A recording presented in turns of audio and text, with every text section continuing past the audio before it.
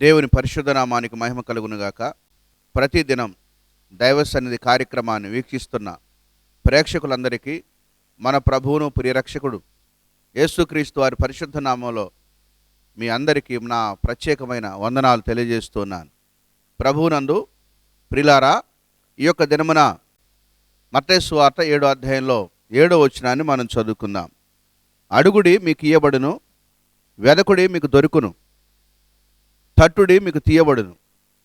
యేసు ప్రభువారు శరీరధారిగా వచ్చినటువంటి దినములలో ఈ మాటను సెలవిచ్చినట్టుగా మనం చూస్తున్నాం. ఆయన మాట్లాడిన మాట ఏంటంటే, అడుగుడి మీకు ఇయ్యబడును అనే మాట గురించి ఈ రోజున మనం ధ్యానం చేసుకున్నాం.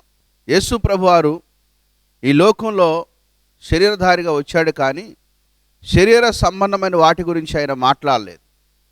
ఆత్మ సంబంధమైన విషయాలు ఆయన మాట్లాడుతూ వచ్చాడు. అడగవలసినటువంటి ఆత్మ సంబంధమైన విషయాలు 3 విషయాలు ఉన్నాయి. వాటి గురించి ఈ రోజున మీకు వాక్యాన్ని ప్రకటించాలని ఆశిస్తూ ఉన్నాను. కాబట్టి మనం ఆలోచన చేద్దాం. బైబిల్ గ్రంథంలో మొట్టమొదటిగా యాకోబు రాసిన పత్రిక 1వ అధ్యాయం 5వ వచనం, మీలో ఎవరికైనా జ్ఞానము కొదువుగా ఉన్నడలా వాడు దేవుణ్ణి అడగవలెను. దేవుని వాక్యంలో మనం చూస్తున్నాం, జ్ఞానం కొదువుగా ఉంటే వాడు దేవుని అడగాలని చెప్పి యాకోబు ఈ పత్రికలో రాస్తున్నట్టుగా మనం గమనించగలుగుతున్నాం. నిజముగా ఈ లోకంలో లోక సంబంధమైన జ్ఞానం తీసి పక్కగా పెడితే పరలోక సంబంధమైనటువంటి జ్ఞానం కావాలి. ఈ జ్ఞానం కావాలని అడిగినటువంటి వారిలో సొలొమోను మనకు కనపడతారు. ఐశ్వర్యమునైనా ఎండి బంగారమునైనా శత్రు ప్రాణమైనా అడగకుండా తన జీవితంలో కేవలం ఒకే ఒక విషయాన్ని ప్రార్థించాడు, నైనా నాకు జ్ఞానం గల హృదయం కావాలి అని చెప్పి ఆ రోజున దేవుని దగ్గర చిన్న వయసులో మొరపెట్టినప్పుడు అది దేవుని దృష్టికి అనుకూలంగా ఉంది కాబట్టి దాన్ని బట్టి సొలొమోనుకు తగినటువంటి జ్ఞానాన్ని దేవుడు అనుగ్రహించాడు. ఆ జ్ఞానంతో రాజ్యాన్ని చక్కగా పరిపాలించగలిగాడు. మన కుటుంబాన్ని కట్టుకోవడానికి దేవుని జ్ఞానం కావాలి. దేవుని సంఘాన్ని కట్టడానికి దేవుని జ్ఞానం కావాలి. మన జ్ఞానం కలిగినటువంటి వారమైతే బలాన్ని తక్కువగా ఉపయోగించి జ్ఞానంతో ఎక్కువ పని చేయవచ్చు. కాబట్టి ప్రసంగి గ్రంథంలో అంటాడు కదా, జ్ఞానమే అన్నిటికీ ప్రధానమైంది. మానవునిక జీవితంలో దైవ జ్ఞానం కనుక లేకపోతే వారి జీవితంలో వారు ఏం చేయాలో వారికి అర్థం కాని స్థితిగతుల్లో అయోమయంగా ఉంటారు. ఒక వ్యక్తి దేవుని యొక్క జ్ఞానాన్ని కనుక కలిగి ఉన్నట్లయితే తన జీవితంలో దేవునిలో ఆత్మీయంగా బహుగా బలపరచబడుతూ స్థిరపరచబడుతూ తనకున్నటువంటి జ్ఞానము చేత తన జీవితంలో అన్ని విషయాలు కూడా వర్ధిల్లి అభివృద్ధి పొందేవాడుగా ఉంటాడు. కాబట్టి మనం ఆలోచన చేస్తున్నప్పుడు ఇక్కడ ఆత్మీయంగా మన జీవితాన్ని అభివృద్ధి పదవులు నడిపించుకోవాలంటే మనం అడగవలసింది ఏంటంటే జ్ఞానాన్ని అడగాలి. మరి అలాంటప్పుడు మన జీవితాల్లో ఇంకా ఒక చక్కని మాట కూడా ఇక్కడ రాయబడుతున్నటువంటి మాట ఏంటంటే 5వ వచనంలో, మీలో ఎవరికైనా జ్ఞానం కొద్దుగా ఉన్నడల వాడు దేవుని అడగవలెను, అప్పుడు అది అతనికి అనుగ్రహించబడును. ఆయన ఎవరిని గద్దెంపక అందరికీ కూడా ధారాళంగా దయచేసేవాడు అని రాస్తున్నాడు. అయితే అతడు ఏమాత్రము సందేహించక విశ్వాసముతో అడగవలెను అని దేవుని వాక్యంలో మనం చూస్తున్నాం. ఏ విషయంలో సందేహించకుండా విశ్వాసంతో అడగాలి. అడిగేటప్పుడు మన విశ్వాసం లోపం ఉండకూడదు. మన విశ్వాసంలో లోపం లేకుండా సందేహించకుండా ఎప్పుడైతే దేవుని జ్ఞానాన్ని మనం అడుగుతుంటామో తప్పనిసరిగా దేవుడు మనకు అనుగ్రహించేవాడు కనుక సందేహించకుండా దేవుని దగ్గరికి వెళ్ళినప్పుడు, దేవా నాకు నీ జ్ఞానం కావాలయ్యా, అనుగ్రహించు అని ప్రతి ఒక్కరూ అడగవలసిన దినాల్లో మనం ఉన్నాం. కాబట్టి సొలొమోనుకే కాదు, ఈ రోజున మన జీవితాలకు కూడా మనకు అవసరమైనది ఏం కావాలంటే జ్ఞానం కావాలి. కాబట్టి అడగవలసింది మొట్టమొదటిగా జ్ఞానమును దేవుని యొద్ద నుండి అడుక్కోవాలి. ఎప్పుడైతే దేవుని యొక్క జ్ఞానాన్ని మనం అడుగుతామో మన జీవితాల్లో తప్పకుండా దేవుడు మనకి గద్దించకుండా ఇస్తాడు. కొన్నిసార్లు తల్లిదండ్రులను కూడా మనం కొన్ని విషయాలు అడుగుతున్నప్పుడు వారికి అవి అవిష్టంగా ఉన్నట్టయితే వారు గద్దిస్తూ ఉంటారు. ఏరా ఎందుకు ఇలా అడుగుతున్నావు, ఎక్కడి వస్తుందో నీకు, ఎలా తెచ్చిపెట్టాలని చెప్పి తల్లిదండ్రి కూడా కొన్నిసార్లు ధిక్కరించో లేకపోతే గద్దించో మనం మాట్లాడవచ్చు. కానీ జ్ఞానాన్ని కనుక దేవుని అడిగినట్లయితే మనం తప్పనిసరిగా దేవుడు ధారాళంగా ఇచ్చేవాడంట తగినటువంటి జ్ఞానాన్ని. కనుక మన జీవితాల్లో దైవ జ్ఞానం కలిగినటువంటి వారిగా ఉందాం. ఈ యొక్క వాక్యములో నుండి చక్కని మాట మనం చూస్తున్నాం. దైవ జ్ఞానాన్ని గనక దేవుణ్ణి గనక మన జ్ఞానం అడిగినట్లయితే అది తప్పకుండా మనకు అనుగ్రహించేవాడు. కాబట్టి ఆలోచన చేద్దాం. ఈ లోకంలో ఉన్నటువంటి జ్ఞానం ఉంది, కానీ అది లోక సంబంధం వరకు పరిమితం, బ్రతుకు తెరువు వరకు పరిమితం. కానీ ఆత్మ సంబంధమైనటువంటి జ్ఞానం, పరలోకంలో వచ్చిన జ్ఞానం ఏదైతే ఉందో అది తప్పనిసరిగా మనకు అవసరమైంది. మనకు కావలసింది ఏంటంటే పరలోక సంబంధమైన జ్ఞానం కావాలి. ఇక రెండవదిగా మనం ఆలోచన చేస్తూ ఉన్నప్పుడు లూకా రాసిన సువార్తలో నుండి దేవుని యొక్క వాక్యాన్ని గనక మనం చూస్తున్నప్పుడు 11వ అధ్యాయంలో 13వ వచనం, పరలోకమందున్న మీ తండ్రి తన్ను అడుగు వారికి పరిశుద్ధాత్మను ఎంతో నిశ్చయముగా అనుగ్రహించును అని దేవుని యొక్క వాక్యంలో మనం చూస్తూ ఉన్నాం. మనం అడగవలసిన రెండో విషయం ఏంటంటే పరిశుద్ధాత్మను నాకు కావాలని చెప్పి అడిగినప్పుడు దేవుడు తప్పకుండా తన ఆత్మను మనకు అనుగ్రహించు వాడై ఉన్నాడు. చాలామంది భక్తులైన వారు, నీతిమంతులైన వారు, ప్రార్థనాపరులైనటువంటి వారు వారి జీవితాల్లో పరిశుద్ధాత్మను పొందుకున్న వారుగా, పరిశుద్ధాత్మను అడిగి అది కావాలని చెప్పి దేవుని దగ్గర ప్రాధేయపడి పరిశుద్ధాత్మతో నింపబడినటువంటి వారిని ఎంతోమంది భక్తులు మనం చూస్తాం. దేవుని వాక్యంలో మనం గమనిస్తున్నప్పుడు ఎందుకు పరిశుద్ధాత్మను మనం ఎందుకు అడగాలంటే పరిశుద్ధాత్మనుతోనే మనం దేవుని ఆరాధించాలి. యోహాను సువార్త 4:24లో ఆయన ఆరాధించువారు ఆత్మతోనూ సత్యముతోనూ ఆరాధించాలి అని దేవుని యొక్క వాక్యంలో ఉంది కదా. ఆరాధించాలంటే ఆత్మ కావాలి. అలాగే దేవుని యొక్క వాక్యంలో మరొక మాట రాయబడుతున్నది, ఆత్మచేత శరీర క్రియలు చంపివేసినప్పుడు మనం జీవిస్తాం అని కూడా రోమపత్రికలో రాయబడతా ఉంది. ఆత్మ ఉన్నప్పుడు శరీర క్రియలన్నీ కూడా చచ్చిపోతాయి. పరిశుద్ధాత్మ దేవుని యొక్క నివాసం మనలో ఉన్నప్పుడు శరీర సంబంధమైన ఆలోచనలు కానీ, శరీర సంబంధమైన తలంపులు కానీ, శరీర సంబంధమైన ఉద్దేశాలు కానీ మన లోపల లేకుండా పరిశుద్ధాత్మ దేవుడు మన యొక్క ఇంద్రియములన్నింటినీ కూడా నిగ్రహపరుస్తూ ఉంటాడు. నిగ్రహించుకునే శక్తి మానవుని దగ్గర లేదు. మానవుడు తన మనసును, తన హృదయాన్ని నిలుపుకోలేడు.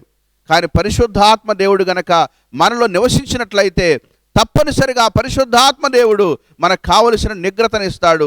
పరిశుద్ధాత్మతోని నింపబడిన మన జీవితాల్లో పరిశుద్ధంగా జీవిస్తూ దేవుని కొరకు బ్రతకగలుగుతాం. అంత మాత్రం కాదండి, పరిశుద్ధాత్మను మనం పొందుకుంటే మనం ఎంతో జీవాన్ని మనం కలిగి ఉంటాం. పరిశుద్ధాత్మతో నడిపించబడితే దేవుని కుమారులుగా, దేవుని కుమార్తెలుగా అంగీకరించబడతాం. పరిశుద్ధాత్మతో నడిపించబడితే ఆ నడిపింపు చివరి వరకు మనకు ఉన్నట్లయితే రేపు పరలోకానికి వెళ్ళేటటువంటి అవకాశాన్ని ప్రభువు మనకు ప్రసాదిస్తాడు.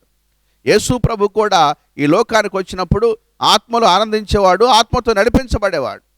నిజంగా ఆలోచన చేస్తూ ఉంటే అంత పరిశుద్ధాత్ముని యొక్క ఆధ్వర్యంలోనే, పరిశుద్ధాత్ముని యొక్క వినికిడిలోనే, పరిశుద్ధాత్ముని యొక్క తలంపుతోనే ఆయన నడిచినట్టుగా మనం చూడగలుగుతాం. కాబట్టి మనకు కూడా ఏం కావాలి ఈ రోజునంటే పరిశుద్ధాత్ముని యొక్క నడిపింపు కావాలి, పరిశుద్ధాత్ముడు నివాసం కావాలి. పరిశుద్ధాత్మ దేవునిలో మనలో ఆయన మిళితమై ఏకమై జీవించవలసిన అవసరం ఉంది. అందు విషయమై పరిశుద్ధాత్మను అడిగే వారికి నిశ్చయముగా దేవుడు ఇస్తాడని చెప్పి దేవుని యొక్క వాక్యంలో రాయబడతా ఉంది. దేవుని చేత పంపబడి దేవుని సువార్తను ప్రకటించినటువంటి అపోస్తలులందరూ కూడా వారి జీవితాల్లో పరిశుద్ధాత్మను పొందుకొని వారు దేవుని ఆత్మ చేత నడిపించబడ్డారు. పరిశుద్ధాత్మ యొక్క నింపుదల ఈ చివరి దినాల్లో మనకెంత అవసరమైనది, ఆయన నడుపుదల మనకెంత అవసరమైంది. కాబట్టి మనం అడగవలసింది ఏంటంటే ఇక్కడ అంటున్నాడు, పరలోకమందున్న మీ తండ్రి తను అడిగే వారికి పరిశుద్ధాత్మను ఎంతో నిశ్చయముగా అనుగ్రహిస్తాడని చెప్పి దేవుని యొక్క వాక్యములో మనం గమనించగలుగుతున్నాం. కాబట్టి ఆలోచన చేద్దాం. మనం అడగవలసింది దేవుని జ్ఞానం, మనం అడగవలసింది పరిశుద్ధాత్మను అడగాలి. అంత మాత్రం కానీ ఇంకొక మాట ఉంది. కీర్తన గ్రంథం 2వ కీర్తన 8వ వచనాన్ని కనుక మనం గమనించినట్లయితే, అడుగుము జనములు నీకు స్వాస్థ్యముగాను భూమి దిగంతముల వరకు నీకు సొత్తుగా ఇస్తానని చెప్పి దేవుడు వాగ్దానం చేశాడు. మనం అడగవలసింది ఏంటో తెలుసా? నాకు జనములు ఇవ్వయ్యా అని చెప్పి జనములను అడగాలంట. జనం అంటే ఏంటి అంటే మనుషుల యొక్క ఆత్మలు. ఈ రోజున ప్రపంచంలో లక్షలాది ఆత్మలు రక్షణ లేకుండా నశించిపోతూ ఉన్నాయి. దేవా, ప్రపంచంలో ఉన్నటువంటి బిడ్డలందరినీ కూడా, ఈ జనమందరినీ కూడా నాకు ఇవ్వునైనా, నేను ఆత్మలు సంపాదించే వ్యక్తిగా ఉండాలయ్యా, ఆత్మల రక్షణ కొరకు నేను ప్రార్థిస్తున్నాను ప్రభు అని నీవు జనములను అడగాలి. దేవుడు తప్పనిసరిగా ఇస్తాడు. లోకంలో ధనం, ధాన్యం, మేడల మిద్దెలు, మేలకు సరుకులు, ఎండి బంగారాలు, ఎంతో డబ్బుని మనుషులు అడుగుతూ ఉంటారు, అది కావాలా, ఇది కావాలి, ఇది కావాలయ్యా, నేను బతకడానికని అడుగుతారు. కానీ మన జీవితాల్లో బ్రతకడం మన పని కాదు, కానీ బ్రతికించడం మన పని. మన జీవితంలో మనం బ్రతకడం ఎంత ప్రాముఖ్యమైందో బ్రతికించడం కూడా అంతే ప్రాముఖ్యమైంది. అంటే అనేక ఆత్మలు రక్షించడానికి ఈ రోజున మన జీవితాల్లో మనం ప్రయాసపడాలి. జనములనే స్వాస్థ్యంగా ఇస్తాడంటండి. ఈ లోకంలో తల్లిదండ్రులు స్వాస్థ్యాన్ని ఇస్తారు, లేకపోతే అన్నదమ్ముల మధ్యలో కొంతమంది స్వాస్థ్యాన్ని పంచుకుంటూ ఉంటారు, లేకపోతే వారి యొక్క మరి గోత్రకర్తల మధ్యలో మాకు ఈ స్వాస్థ్యం వస్తుందని చెప్పి స్వాస్థ్యాన్ని పంచుకుంటారు. పాలస్తీనా దేశానికి వెళ్ళిన తర్వాత కూడా ఇశ్రాయేలు ప్రజలు వారి యొక్క స్వాస్థ్యాన్ని పంచుకున్నారు. కానీ ఈ రోజున మనకు స్వాస్థ్యం ఏంటంటే ఈ శరీర సంబంధమైనవి కాదు, ఆత్మ సంబంధంగా మనం ఆలోచన చేసి, ప్రభు ఆ జనములను అడుగుతున్నానయ్యా, అది నాకు ఇవ్వయ్యా, నేను ఇదే ప్రార్థన చేస్తూ ఉంటాను. అడుగుము, జనములు నీకు స్వాస్థ్యంగా ఇస్తానని చెప్పి దేవా వాగ్దానం చేసావు కదా, ఇది నా జీవితంలో నెరవేర్చు ప్రభు అని ఎప్పుడు నాకు ఒకే విషయం తెలుసు, నూతన ఆత్మలు అప్పగించు ప్రభు అని ఈ ప్రార్థన చేస్తూ నా ప్రార్థన ముగిస్తూ ఉంటాను. ప్రభు నన్ను ప్రియమైన సహోదరి సహోదరులారా, మన జీవితంలో మనం అడగవలసింది ఏంటంటే జనములు నాకు స్వాస్థ్యంగా ఇవ్వు ప్రభు అని. ఈ లోకములో ఆత్మలు అడిగేవారిగా మనం జీవించాలి. ఆత్మలు నా పక్షంగా కొందరిని రక్షించు ప్రభు అని మనం ఎంతో ప్రయాసముతో వేదనతో, ఒక గర్భిణీ స్త్రీ యొక్క ప్రసవ వేదన చేసినటువంటి ఆ యొక్క ప్రసవ వేదన ప్రార్థన నాకు నేర్పించు ప్రభు అని ప్రతి దినం ప్రసవ వేదనతో ఆత్మల రక్షణ కొరకు ప్రార్థించవలసిన భారం బాధ్యత నీపైన నాపైన మనందరిపైన ఉందని మీకు జ్ఞాపకం చేస్తూ ఉన్నాను. భూమి దిగంతముల వరకు నీకు సొత్తుగా ఇస్తాను. మరి భూమి దిగంతలు సొత్తుగా ఇస్తానంటే భూలోకంలో అన్ని ఇస్తాడా దేవుడు అని చెప్పి అనుకోకూడదు. భూమి దిగంతల వరకు అంటే నీకు ఆత్మలు అప్పగించేవాడు ఆయన. కాబట్టి కొన్నిసార్లు అనుకుంటాం, చిన్న పల్లెటూరులో ఉండి లేకపోతే పట్టణంలో ఉండి, అయ్యా ఇక్కడ ఆత్మలు కొన్ని ఆత్మలు అప్పగించు ప్రభు అని కొంతమంది ఆత్మల రక్షణ కొరకు అడుగుతూ పరిమితం చేసుకుంటారు. పల్లెనో పట్టణాన్నో ఆయా గ్రామాలను పరిమితం చేసుకొని ఎంతవరకు చాలు ప్రభు అని చెప్పి అంటారు. కానీ మనం ఎప్పుడు కూడా ఆత్మలు రక్షించే విషయంలో, దేవుని దగ్గర ఆత్మలు అడిగే విషయంలో, జనములను అడిగే విషయంలో రాజీ పడకూడదు. అది పరిమితం కాదు.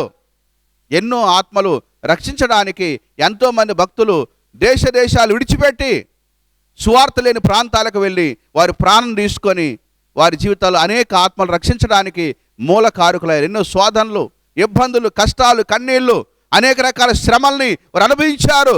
రక్షణ కొరకు చివరికి వారి దేశాలకు తిరిగి వెళ్లకుండానే వారు వచ్చిన దేశంలోని వారి సమాధులు పెట్టబడ్డాయి. కానీ వారు అడిగినటువంటి విషయం ఏంటి తెలుసా?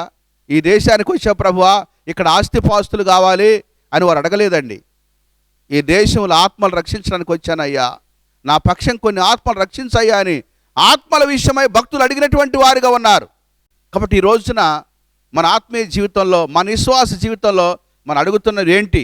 దేవుని వాక్యంలో మనం చూస్తున్నాం. యాకోబు రాసిన పత్రిక 1:5 ప్రకారంగా జ్ఞానాన్ని అడగాలి అన్నాడు. రెండవదిగా మనం చూస్తున్నాం లూకా సువార్త 11:13 ప్రకారంగా పరిశుద్ధాత్మను అడగాలి అన్నాడు. కీర్తన గ్రంథం 2వ కీర్తన 8వ ప్రకారంగా మనం చూస్తే జనములను అడుగు నీకు స్వాస్థ్యంగా ఇస్తా, భూది గంతాల వరకు సొత్తుగా ఇస్తానని చెప్పి దేవుడు వాగ్దానం చేశాడు.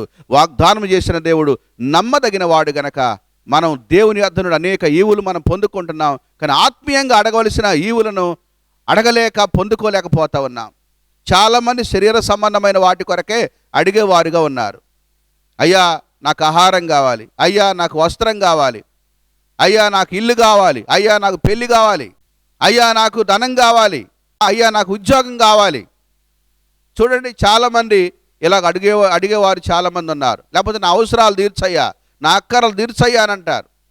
కానీ మన జీవితాల్లో దేవుని వాక్యంలో ఉంది, ఏమన్నాడు తెలుసా? ఎఫెసీ పత్రికలో అడుగు వాటన్నిటికంటే, ఊహించు వాటన్నిటికంటే అధికముగా చేయ శక్తి గల దేవుడు అని దేవుని వాక్యంలో మనం చూస్తూ ఉన్నాం. చూసారా? అడుగు వాటన్నిటికంటే, ఊహించే వాటన్నిటికంటే. కొన్ని మనం దేవుని దగ్గర అడుగుతాం, కొన్ని ఊహించుకుంటాం మన జీవితాల్లో. కానీ ఒక దేవుని సేవకునిగా నేను ఎప్పుడు ఊహిస్తూ ఉంటాను, తన సేవ కొరకు నా ఊహలు ఉంటాయి తప్ప ఈ లోక సంబంధమైన వాటి కొరకు కాదు.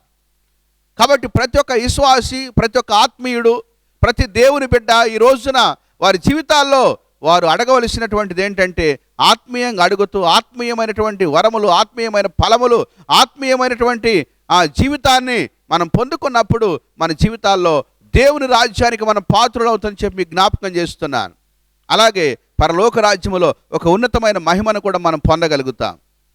కాబట్టి అడుగుదాం దేవుని సన్నిధిలో. నీ దగ్గర లేదంటూ ఏమీ లేదు ప్రభువా, సమస్త ఇవ్వగలవు, కానీ ఈ లోక సంబంధమైన వాటి గురించి అడగట్లేదు ప్రభువా, ఆత్మ సంబంధమైన ఈవులు నాకు దయచేయి ప్రభువా అని నీ మోకాళ్ళ మీద పడి కన్నీరు కార్చి నీ యొక్క హృదయాన్ని కరిగించి ప్రార్థన చేసి ప్రాధాయపడటైతే నీ జీవితంలో గొప్ప కార్యాలు దేవుడు చేస్తాడు. ఇలాంటి ఆత్మ సంబంధమైనటువంటి వాటిని అడుగుదాం, ప్రభు దగ్గర పొందుకుందాం. అలాంటి కృప దేవుడు మనకు అనుగ్రహించునుగాక. ఆమేన్. ప్రార్థన చేద్దాం. ప్రేమగల తండ్రి స్తోత్రాలు. ఉదయకాల సమయంలో మేమేమి అడగాలో, ఏమి అడిగితే మీరు ఇస్తారో ఈరోజు మాతో మాట్లాడారు కనుక నాయనా, వీళ్ళందరూ కూడా ఆత్మ సంబంధమైన విషయాలు అడుగుతూ నీ వల్ల పొందుకునే కృపనివ్వండి. ఈ కార్యక్రమాన్ని వీక్షిస్తున్న మా ప్రేక్షకులందరినీ కూడా పేరు పేరున దీవించండి, ఆశీర్వదించండి, మహిమ పొందండి. గాయపడిన మీ హస్తాలకు అప్పగిస్తున్నాం. యేసు ప్రభు పరిశుద్ధ నామాన్ని బట్టి ప్రార్థన చేసి అడిగి వేడుకొనిస్తున్నాం తండ్రి. ఆమెన్.